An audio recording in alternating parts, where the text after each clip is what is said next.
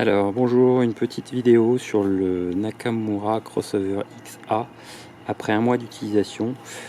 Un premier retour d'expérience. Comme je trouvais pas beaucoup de vidéos sur internet, je me suis dit que j'allais faire un premier bilan après un mois d'utilisation de ce vélo, qui est globalement qui me satisfait, mais qui pourrait être mieux sur certains points.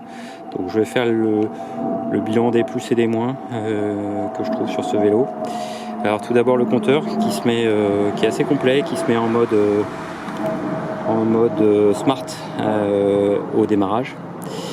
C'est le mode automatique qui assiste beaucoup finalement le pédalage. C'est bien, mais vraiment c'est sans aucun effort. Je me mets souvent en mode éco qui permet d'allonger la durée de vie de la batterie.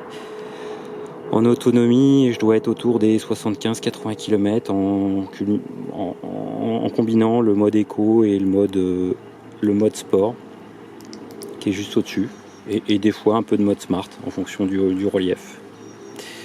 Donc voilà, ça c'est pour le compteur. Un point que pour le coup je trouve pas exceptionnel, c'est la partie sélecteur. Donc là on peut basculer d'un mode à un autre, plus moins. Ensuite on a une petite molette là sur l'extrémité droite qui permet là aussi de basculer dans différents modes avec le temps de roulage. La puissance développée je viens de le passer juste avant, par le moteur et par l'homme.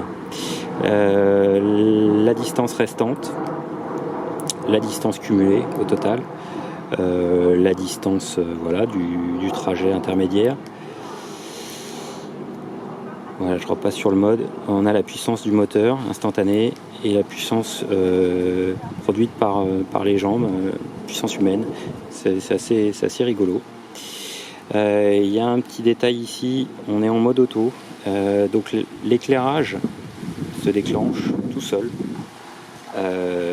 quand il fait nuit, donc ça c'est assez marrant, c'est comme sur les voitures. Ensuite au niveau du sélecteur, on a ce petit bouton ici qui permet de passer en mode walk, qui est ici. C'est un mode que je trouve pas très efficace parce qu'en fait il met du temps à se déclencher et au final je m'en sers jamais. C'est dommage parce que j'avais un vélo précédemment qui avait un mode walk qui était bien plus efficace. Donc ça c'est le point un peu négatif. Si on regarde le reste, on a des freins à disque hydrauliques qui sont des imitations Shimano MT200, mais ce ne sont pas des Shimano. Ils sont quand même efficaces, mais voilà, ce ne sont pas des Shimano. À noter que moi j'avais des disques qui étaient un peu voilés, donc ça faisait du bruit en descente. Et le gros point négatif, c'est la qualité des plaquettes. J'avais des plaquettes vraiment de basse qualité, donc je les ai changées. Vraiment Intersport, mais pas du tout d'argent dans certaines finitions. Donc faut s'attendre à changer certains éléments, les plaquettes. Après, ce que j'ai changé aussi, c'est les fixations au niveau du garde-boue là. Il y avait des fixations très légères en plastique qui avaient vraiment aucune efficacité, et dès qu'on passait dans un chemin, elles s'enlevaient. Donc j'ai mis une petite équerre avec une vis et un écrou pour améliorer tout ça et être plus rigide. Pour le reste, on a une fourche qui fait 130 mm de débattement, donc ça c'est plutôt positif. Elle absorbe très très bien les imperfections. Le gros point positif de ce vélo, c'est qu'il est très confortable, donc là-dessus je suis plutôt satisfait. Les pneus sont bien pour faire ces pneus de VTT, mais qui passent un peu partout. Moi je m'en sers en ville, en chemin, et ça passe très bien aussi. À noter aussi que j'ai démonté un petit peu l'axe de direction, je l'ai graissé parce qu'il n'y avait pas du tout de graisse dans l'axe de direction. Donc j'ai rajouté de la graisse parce que ça faisait du bruit, ça faisait un claquement. Donc j'ai rajouté de la graisse, ça va beaucoup mieux. Si on passe au rayon au niveau de la batterie, on a une batterie de 460 Wh. Donc c'est une autonomie qui n'est pas exceptionnelle mais qui est suffisante. En mode éco, on peut aller, je pense, jusqu'à 80-90 km. Si après on combine avec du mode smart, on est plus autour des 70, je pense. Je n'ai pas encore fait d'essai, je fais des essais un peu combinés, mais je n'ai jamais fait du 100% smart ou sport. Le gros point positif, par contre, c'est le moteur. Un moteur qui est hyper efficace, hyper dynamique, qui vous emmène vraiment, qui démarre très très vite, que ce soit en mode sport, smart ou même éco, ça embarque bien. Voilà.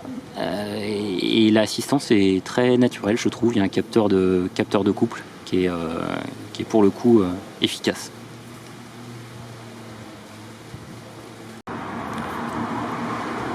Je reviens à la batterie.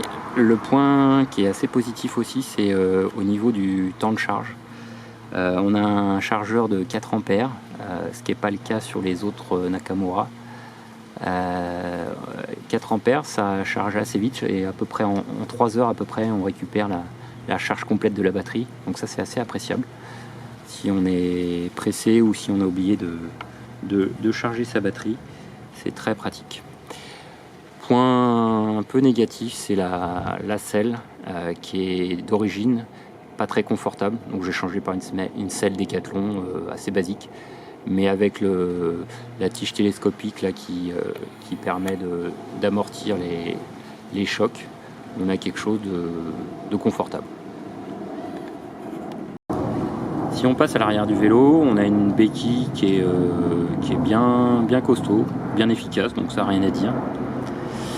Ensuite, on a un porte-bagages qui est très massif et qui permet d'encaisser une charge de 40 kg. Donc c'est bien, presque trop. Et ce qui est embêtant, c'est qu'en fait, quand on a des sacoches, on ne peut pas venir l'éclipser ici parce qu'il y a un gros tube. Donc il faut qu'on les éclipse un peu en amont ici. Et du coup, ça peut nous gêner dans le pédalage parce qu'elle se rapproche du milieu du vélo. Donc ça, c'est pas exceptionnel. Après, il faut mettre un adaptateur MIC. Donc il faut acheter l'adaptateur MIC et il faut acheter les sacoches MIC. Donc ça fait, je trouve que ça fait un surcoût des fois qui n'est pas forcément justifié. Mais voilà, ce porte-bagages là, avec ces gros tubes, il y a du plus et du moins. Alors le plus, c'est que du coup, moi j'en profite je l'utilise pour transporter mon fils. J'ai acheté des petits cale-pieds, enfin plutôt des porte-manteaux chez Ikea, qui me servent de cale-pied et qui sont assez sympas et qui correspondent bien à la hauteur des jambes de mon fils. Donc voilà, ça permet de faire après, je mets un petit coussin et de transporter un enfant avec des cale-pieds. C'est confortable et c'est efficace. Et on peut du coup porter jusqu'à 40 kg. Ça laisse de la marge. Donc les cale-pieds, ça vaut 10 € les 3 chez Ikea. C'est vraiment pas cher. Il y a juste à enlever la vis là, qui est présente sur le porte-bagages et mettre les cale-pieds. Et là en ce moment c'est en promo à 5 € les 3. Donc ça vaut vraiment pas le coup de se priver. Là aussi à l'arrière j'avais des disques qui étaient légèrement voilés. Donc là aussi ça fait partie des finitions Intersport où globalement sur certains composants il n'y a vraiment pas beaucoup d'argent qui a été mis. Pareil les plaquettes, ça fait un bruit d'enfer, faut les changer parce que c'est vraiment pas de la qualité.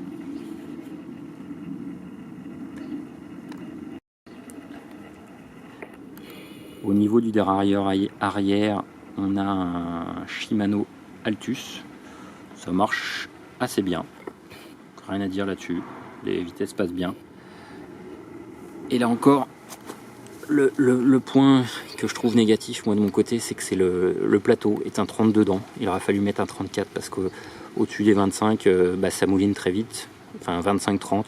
Après 30, ça mouline. C'est assez désagréable. On voudrait aller plus vite, mais c'est pas possible. Ça mouline de trop. Donc, ouais, un plateau de 34, ça serait parfait.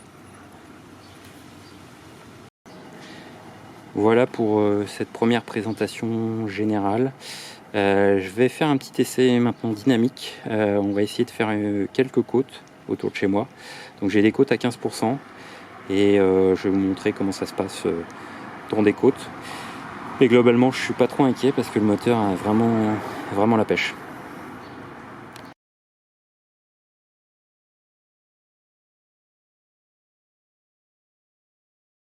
Vidéo pour tester une pente autour des 15% bien raide avec le mode Smart.